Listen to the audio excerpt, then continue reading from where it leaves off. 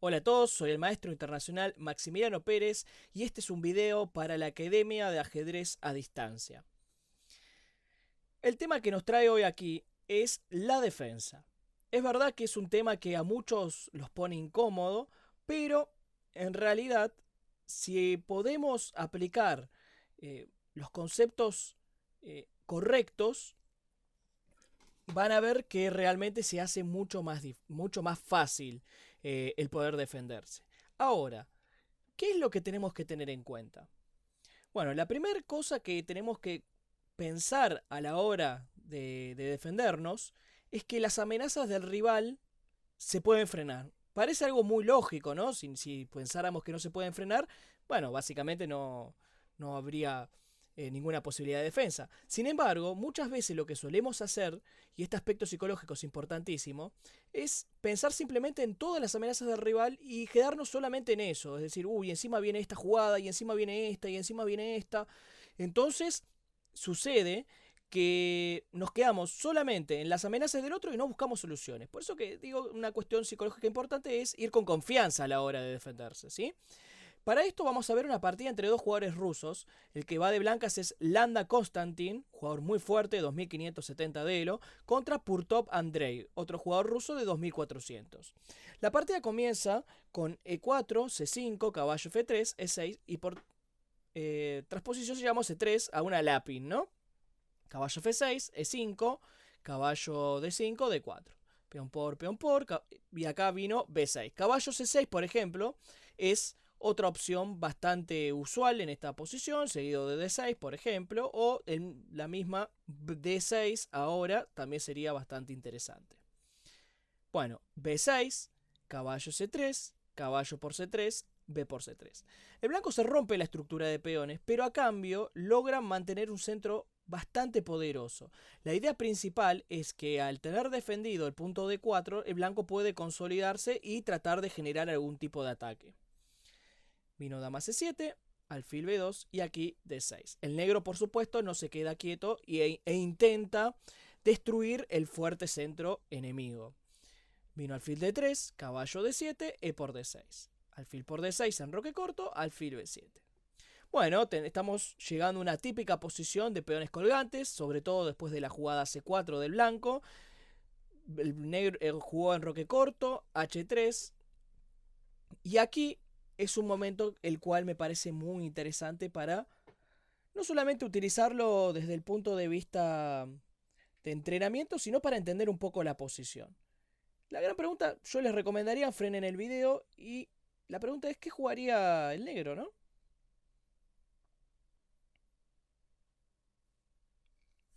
Bueno, aquí realmente hay varias opciones muy interesantes.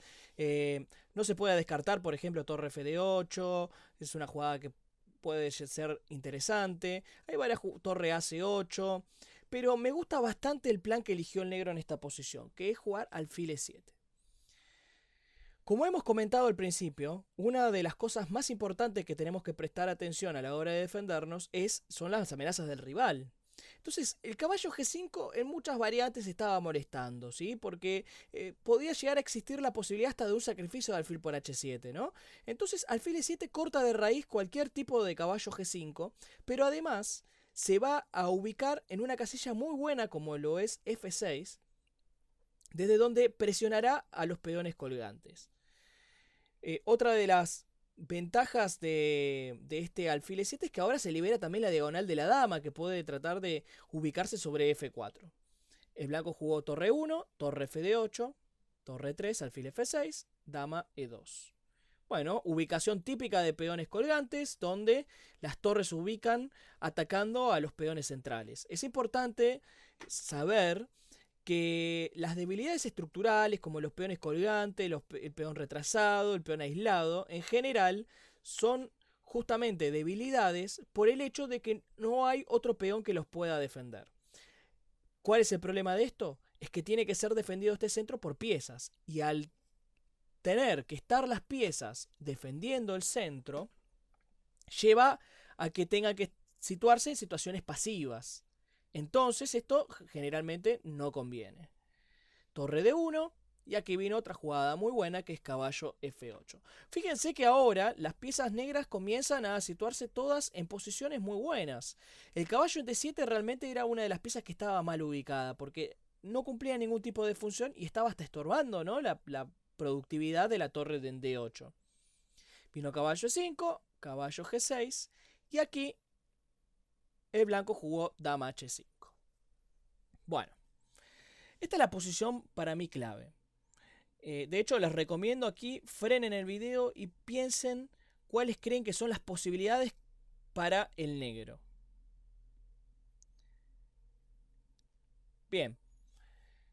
Es interesante esta posición porque cuando comenzamos a observar que se nos empiezan a venir las piezas encima, que de a poco el rival está acercando muchas piezas hacia nuestro rey, nos comenzamos a poner nerviosos. Esa es la primera actitud que tomamos casi instintivamente a la hora de enfrentar un ataque. Y es realmente una actitud mala.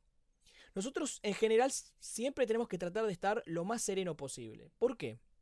Porque cuanto más serenos estemos, mejor vamos a poder calcular. En general, el tema de nervios, el tema de los fantasmas, de posibles amenazas, repercuten todas en el cálculo, ¿sí? Entonces, es importante el tema de, siempre se dice, de estar calmo a la hora de jugar por esto, para poder calcular con precisión. Y de hecho, a la hora de la defensa, el cálculo es un arma fundamental. ¿Sí? Grandes defensores, por ejemplo Korchnoi, uno de los mejores defensores de la historia, fue un jugador que calculaba de forma increíble, ¿sí? Entonces, no quiere decir que porque tengamos que defendernos, no tengamos que calcular bien. Todo lo contrario, hay que calcular con mucha precisión. La diferencia con el atacante, ¿cuál es? Que si nosotros nos equivocamos en el cálculo, generalmente solemos perder, mientras que el atacante pierde simplemente el ataque. Por eso es muy importante el cálculo concreto. Entonces, punto número 1, cuando estamos enfrentando un ataque, mantener la calma, ¿sí? Como les digo, un error típico suele ser, uy, pero viene esta pieza, miren, se me acercó esta pieza, me amenaza esto. Ok, bueno, me amenaza esto, me amenaza esto, me amenaza esto. Y empezamos a ver solo las amenazas del rival. Entonces, claro, comenzamos a entrar en pánico, ya que decimos, uy, cuántas piezas que se me vienen, encima me va a comer acá. Entonces, claro, es como que de golpe, de alguna manera, empezamos a fusionar todas las amenazas, como si fuera que pudieran hacernos todas las jugadas al mismo tiempo. Y ese es uno de los grandes errores que se cometen a la hora de defender. Por eso es importante, como punto principal y desde el aspecto psicológico, mantener la calma y calcular tranquilo. Es decir, veo, está bien, observo cuáles son las amenazas del rival, pero luego paso al siguiente paso, que es ver cómo frenarlas, ¿sí? Muchas veces no terminamos de frenar una amenaza que estamos pensando, pero también se viene esta, y nunca terminamos de cerrar ninguna variante. Entonces es importante esto, ir cerrando variantes y al mismo tiempo conservar la calma. Ok. Segunda cosa que tenemos que tener en cuenta, y esto es fundamental. ¿Qué tan graves son las amenazas de mi rival? Eso es una pregunta que para mí es importantísima hacerla, porque muchas veces nosotros nos asustamos de cosas que cuando las corroboramos simplemente, cuando nos hacemos esa simple pregunta, nos damos cuenta de que no es tan grave. Por ejemplo, pensamos, no, pero no puedo permitir que me cambien el caballo G6. Pero, claro, cuando vemos que, por ejemplo, toma de peón H, que tengo una estructura sólida, no, pero se abre la columna H, no quiero abrir la columna H. Pero claro, vemos que no hay forma de entrar por la columna H. Nos damos cuenta de que era un miedo sin sentido. ¿Sí? Entonces, esa pregunta tiene que ser crucial. ¿Qué es tan fuerte lo que me está amenazando? Esa pregunta va a hacer que tomemos un poco, o sea, nos calmemos un poco más y no nos dejemos guiar solamente porque se nos están acercando piezas, ¿sí? Ok. Luego viene la parte que considero hay que pulir ejercitándola, que es la del pensamiento de que porque me están atacando nosotros tenemos la dualidad de pensar, no, bueno, hay que defenderse. Si me atacan, defiendo. ¿Qué cosa más natural? Sin embargo, no tiene que ser esa la forma de pensar. Lo primero que nosotros tenemos que buscar cuando nos atacan es contraatacar. Recuerden siempre eso. Contraatacar es la clave. Porque en general cuando nos atacan empezamos a jugar tan pasivo, evitando amenazas que tal vez ni siquiera son amenazas, que terminamos generándole ataque al otro. Entonces pensamos que nos ganaron por un ataque terrible cuando en realidad el ataque lo generamos nosotros. ¿Sí? Entonces, importantísimo, buscar contrajuego. ¿Sí? Ok, entonces, imagino ya han pensado en esta posición, habrán descubierto que la jugada alfil por E5 es bastante interesante. ¿Por qué es muy interesante? Porque permite una combinación. Por ejemplo, en la partida vino torre por E5, la cual, otra vez, es una jugada que causa cierto temor, ¿no? Pero se topa con una jugada de contrajuego, ¿sí? Que es alfil por G2. Entonces, ¿qué sucede? Ahora, una cosa importante también, cuando les decía sobre el tema de la defensa de que hay que calcular preciso, me refiero a este tipo de cosas, porque capaz que uno ve el golpe táctico y bueno, me como un peón, listo, se terminó, ya estoy mejor. Y sin embargo, existe la jugada de F3, y esta jugada hay que tenerla en cuenta, porque me están encerrando el alfil. Es decir, que tengo que estar bastante atento a esta posibilidad. Bueno, si no lo han pensado, como les digo, siempre cuando vean una jugada que no hayan considerado, les recomiendo frenar el video para que también no solamente lo utilicen como para aprender conceptos, sino también de entrenamiento, ¿sí? Ok, bueno, el negro aquí tiene la muy fuerte jugada F5, ya que si el negro se quedaba quieto, existía hasta posibilidades de que me terminen enganchando el alfil de G2 por hacer un alfil por G6 y eliminar mi caballo, ya no hay ningún doble, ¿no? Entonces F5 es una muy buena jugada porque se aprovecha nuevamente de que el peón de E6 no se puede comer porque hay un caballo F4. En la partida vino alfil E2, una jugada que defiende justamente el punto F3 para que el alfil siga enganchado, pero aquí caballo por E5, peón por, torre por, alfil por. Y si no la encontraron, acá les recomiendo otra vez frenar y buscar cuál es la jugada buena que tiene el negro. Bueno, la jugada buena que tiene es dama de 7, ¿no? Esta jugada es muy fina y justamente le pregunta al alfil, ¿qué vas a hacer, no? Al alfil de D1. Porque si se sitúa sobre E2, la jugada dama D2 parece terminal, ¿no? Porque amenazo el alfil de E2 y amenazo el alfil de B2.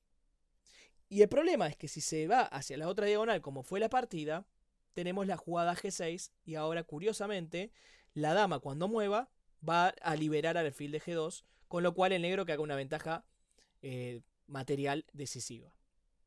Entonces, se dieron cuenta que, por ejemplo, en esta instancia, cuando estábamos acá, realmente parecía que el blanco se nos venía, que el ataque era terrible, ¿no? Sin embargo, fíjense cómo el negro conservó la sangre fría. Y más allá de las apariencias, se pudo encontrar la jugada de contrajuego alfil por G2. Luego viene un cálculo muy preciso. Como se darán cuenta, a la hora de defender es importante calcular bien también. Vean cómo en el ajedrez está todo relacionado, ¿sí? Pero para mí los conceptos más importantes y lo que tienen que recordar de esta clase son los siguientes. Vamos a ponerlos en orden. El primer paso para mí es importante, como en cualquier posición, observar qué quiere hacer el adversario. Sobre todo cuando estamos defendiendo es un valor agregado, ¿no? Es aún más importante porque tenemos que estar atentos a ver por dónde vienen las amenazas. Para mí el punto 2 también es importantísimo en el sentido de hay que definir qué tan graves son las amenazas. ¿Realmente me está ganando? ¿Es tan terrible esto que me está amenazando? ¿O me está dando tiempo a hacer otra cosa? El punto número 3 es la actitud que debemos tomar ante un ataque. Yo creo más que nada que el ataque debe ser respondido, si es posible, con un contraataque. Porque en general solemos tomar la actitud contraria, que es ante un ataque nos defendemos. Y no, hay que contraatacar. ¿Sí? Si logramos contraatacar, le vamos a generar mayores problemas. Bueno, concepto clásico, ataque lateral, ruptura en el centro. ¿Qué significa ruptura en el centro? Contrajuego. Fíjense que hasta en el concepto básico, clásico, encontramos este concepto de contraatacar, ¿ok? Bien, luego, el punto número 4, para mí, es también importantísimo, es el cálculo preciso sin dejarnos llevar por los sentimientos. Yo sé que esto es muy complicado y lleva un trabajo muy importante resolviendo problemas, ¿no? Bueno, en situaciones de torneo, pero es importante por lo menos tenerlo en cuenta. O sea, nos te están atacando, decir, frenar un segundo de calcular, de ver variantes, de ver amenazas del otro y frenar y decirnos, paremos un poco. No hay mate todavía, tengo que calcular correcto, no me tengo que dejar llevar, no tengo que tener miedo en esta posición, simplemente tengo que calcular correctamente. Ese parate en general nos va a tranquilizar un poco, ¿sí? Yo se los recomiendo porque muchas veces en el furgor de la batalla no nos damos cuenta de este tipo de situaciones, pero también son esenciales para mejorar, ¿sí? Estar con la actitud correcta. Entonces, bueno, como les decía, importante controlar nuestros miedos, nuestra ansiedad y calcular preciso. Bueno, espero que les haya gustado el video. Les ha hablado el maestro internacional Maximiliano Pérez y nos estaremos viendo en una próxima edición de Ajedrez a Distancia. Muchas gracias. Chau, chau.